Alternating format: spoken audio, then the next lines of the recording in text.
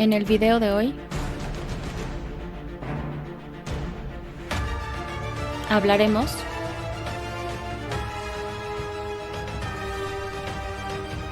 acerca de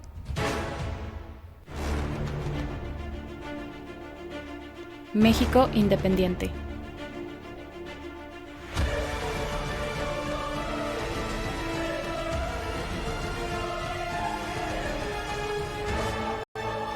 En primer lugar,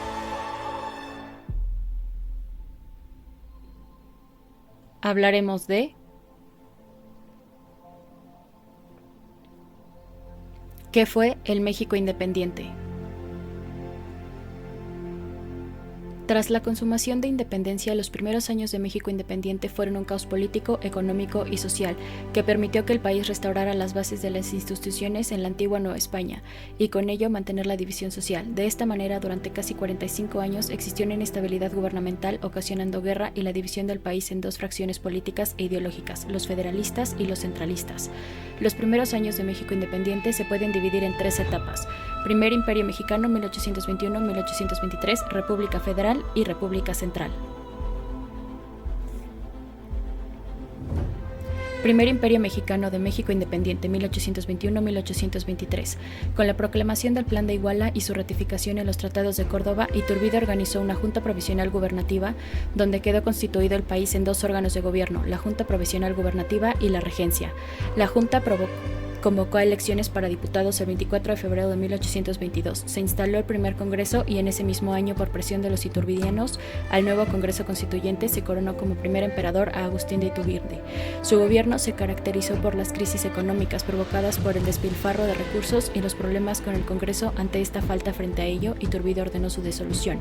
Este acto sirvió al general Antonio López de Santa Anna para levantarse en armas con la proclamación del Plan de Casamata en 1823, decretando la reinstalación del Congreso y el cambio de gobierno a una república. Finalmente, Iturbide abdica y es exiliado. En consecuencia, el Congreso vio la necesidad de formar un gobierno provisional en forma de triunvirato, es decir, 3 personas gobernarían el país: Celestino Negrete, Guadalupe Victoria, Nicolás Bravo.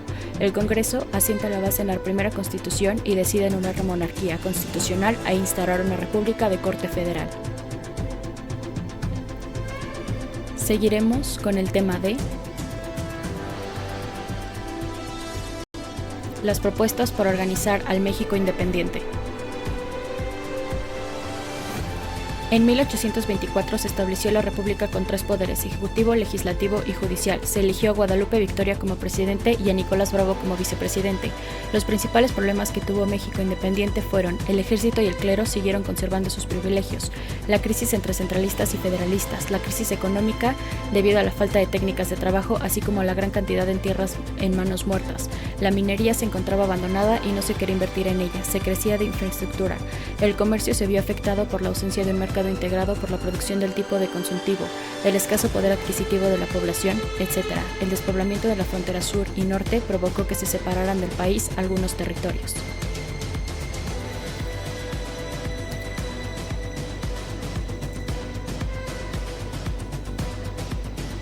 Ahora hablaremos acerca de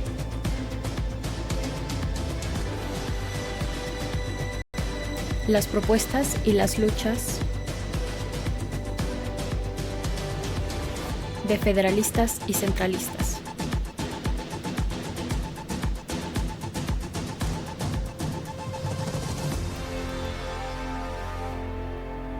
Desaparecido el primer imperio, los diputados del Congreso optaron por la República como la forma de gobierno idónea. Sin embargo, pronto surgió la disputa entre los partidarios de la República Federal, federalismo, y la República Central, centralismo. Centralismo, del latín centra, un solo lugar, y lismo, persona, es un sistema que concentra el poder y las funciones político-administrativas en un órgano central, el Estado como autoridad suprema, el cual provee exclusivamente el ejército y administración de los derechos públicos y colectivos del país. Federalismo, del latín foedus, pacto. El federalismo es un acuerdo de unión entre varias entidades territoriales, llamadas estados o provincias, que delegan parte de su autonomía en un organismo o autoridad general, el Estado. Los estados conservan su soberanía, leyes y autoridades propias. El grupo conservador, compuesto por el alto clero, los militares, los terratenientes y los comerciantes, optaron por el centralismo como sistema de gobierno porque garantizó la conservación de sus fortunas y privilegios. Los federalistas, de mentalidad liberal, representaron las aspiraciones de un nuevo grupo de clase media conformado por pequeños propietarios y comerciantes profesionistas, intelectuales y burócratas.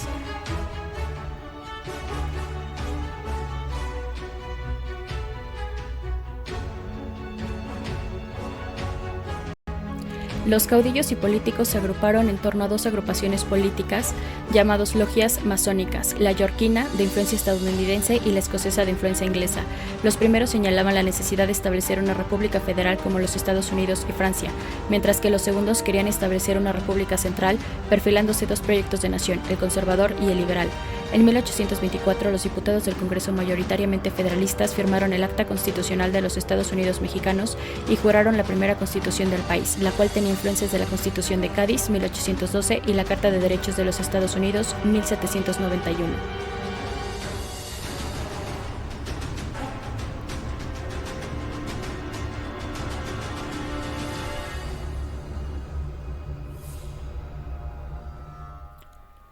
La Constitución de 1824 estableció la República Federal y Representativa, conformada por 19 estados libres y soberanos, 4 territorios, un distrito federal.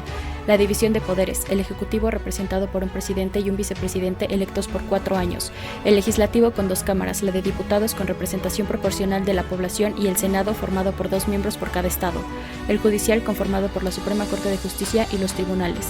El gobierno federal será defendido por un contingente pagado por los estados y con los impuestos cobrados en las aduanas. Se respeta la soberanía de los estados de sus asuntos internos, religión católica como única, libertad de palabra e imprenta. De acuerdo con la Constitución de 1824, el gobierno federal sería sostenido por un ejército y una burocracia pagados por los estados. A su vez, los estados mantenían su soberanía en los asuntos internos con leyes y autoridades propias. Sin embargo, la falta de recursos y los diferentes intereses del grupo gobernante agravaron la crisis política. En 1833, Antonio López de Santa Anna y Valentín Gómez Farías fueron electos presidente y vicepresidente respectivamente. Santa Anna pidió un permiso al Congreso para ausentarse de la presidencia y se fue a vivir a una hacienda que tenía en Veracruz.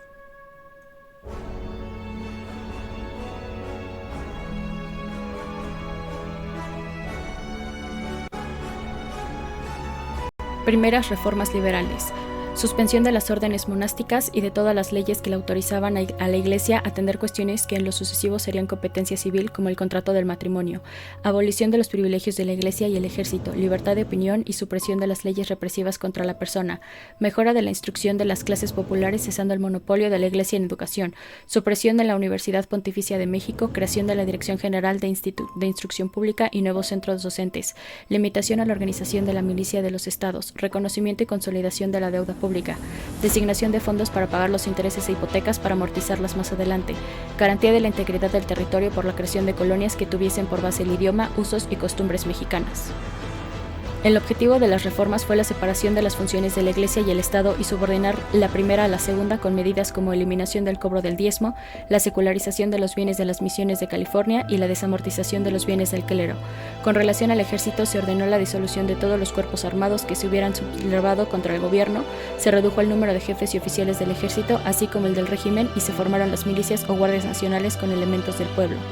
Las reformas afectaban los intereses políticos y económicos de la Iglesia y el ejército, generando su descontento y exigiendo el regreso de Santa Anna a la presidencia y la suspensión de las reformas. Santa Anna expulsó del país a Gómez Farías y a varios liberales más y convocó a un nuevo Congreso dominado por los conservadores.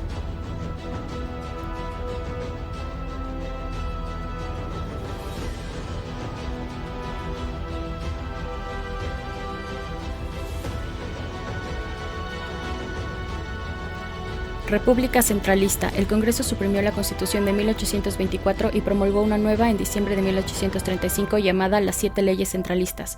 Con ello se implementó la primera República centralista. El documento señala la República central como forma de gobierno. Los estados se transforman en departamentos con facultades limitadas. La religión oficial es la católica. El poder se quedó dividido en ejecutivo, legislativo y judicial. Se creó el cuarto poder, supremo poder conservador, formado por 5 personas con poderes absolutos, con facultades para declarar nulas las leyes o decretos, declarar incapacitados al presidente para gobernar o suspender a la Suprema Corte de Justicia y a las sesiones del Congreso hasta por 2 meses, entre otras. El presidente duraría 8 años en su cargo. Se restringen las libertades ciudadanas. Las disputas entre los federalistas y los centralistas continuaron, alternándose el gobierno. En 1843, un nuevo Congreso constituye al que se denominó Junta Nacional Legislativa. Elaboró una nueva legislación, bases orgánicas, estableciendo la Segunda República Centralista y favoreciendo al clero y al ejército.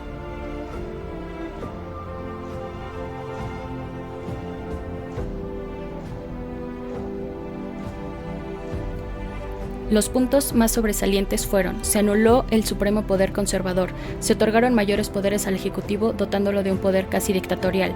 El poder legislativo se compuso de una Cámara de Diputados y una de senadores designados por los poderes públicos y las asambleas de los departamentos, pero solo podrán decidir los integrantes de ciertos grupos privilegiados, militares, cleros y terratenientes.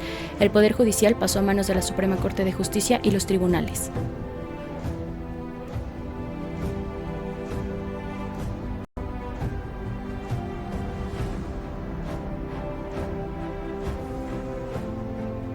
Finalmente, hablaremos de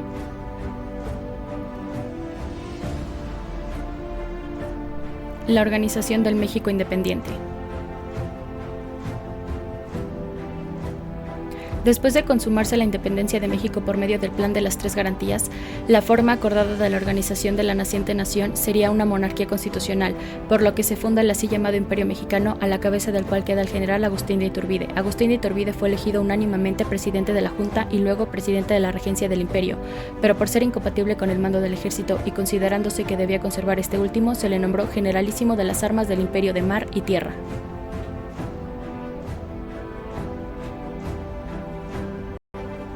Después de la entrada del ejército trigarante se disolvió el gobierno virreinal y las fortalezas de Acapulco el 15 y Perote el 9 de octubre se rindieron, aunque San Juan de Ulúa seguía en poder español hasta el 23 de noviembre de 1825. El propio virreinato de Nueva España pasó a ser una monarquía constitucional moderada llamada Imperio Mexicano. El Plan de Iguala, proclamado por don Agustín de Iturbide, amparaba 3 garantías: la independencia de México, la conservación de la religión católica y la unión de todos los habitantes de la Nueva España, refiriéndose a los mexicanos y españoles, después históricamente aplicado a los pueblos indígenas. El plan no cambiaba del todo la situación social del país, solo la política, dando más poder a los criollos y a los mexicanos, pero invitando a un monarca europeo a tomar el trono del Imperio Mexicano. Ningún monarca lo haría, para evitar conflictos con España, quien no reconocía la independencia de sus excolonias americanas. Por eso Agustín de Iturbide fue proclamado emperador de México.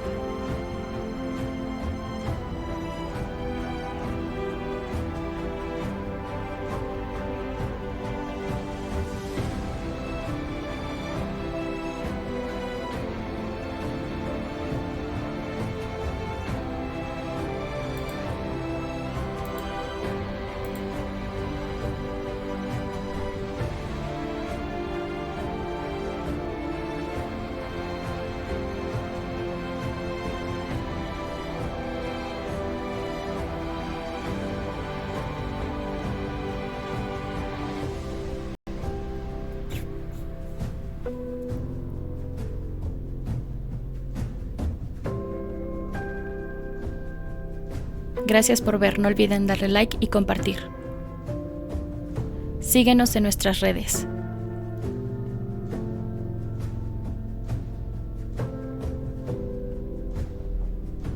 Nos vemos en un próximo video.